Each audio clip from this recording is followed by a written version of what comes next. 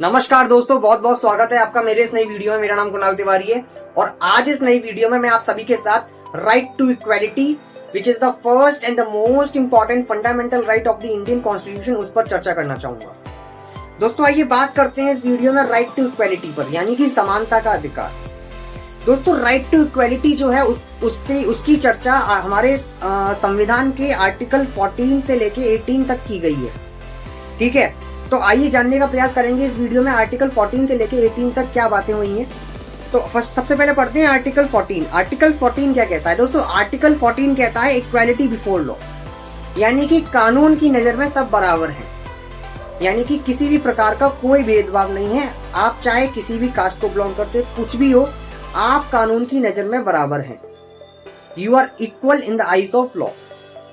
Article 15 कहता है prohibition of discrimination on the grounds of religion, race, caste, sex और place of birth, यानी कि जाति के आधार पर, रिलीजन के आधार पर, सेक्स के आधार पर या प्लेस ऑफ बर्थ के आधार पर, इन आधार पर किसी भी प्रकार का भेदभाव नहीं देखा जाएगा, नहीं किया जाएगा।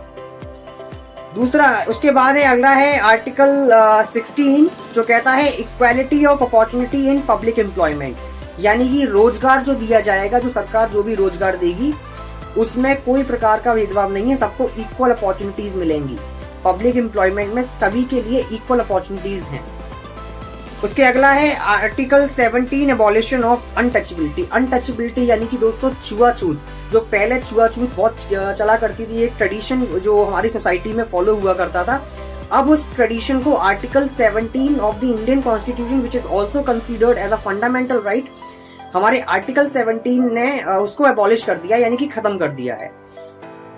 अगला है article 18 that is abolition of titles. दोस्तों पहले जो टाइटल्स यूज किए जाते थे एक टाइम पे, जैसे सुल्तान का टाइटल यूज किया जाता था, महाराजा का टाइटल यूज किया जाता था, ऐसे बहुत टाइप के जो टाइटल यूज किए जाते थे, अब उन टाइटल्स को एबॉलिश कर दिया गया है। अगर अभी जो टाइटल्स अगर आपको यूज करने हैं तो टाइटल्स दो तरीके से यूज किए जा सकते हैं।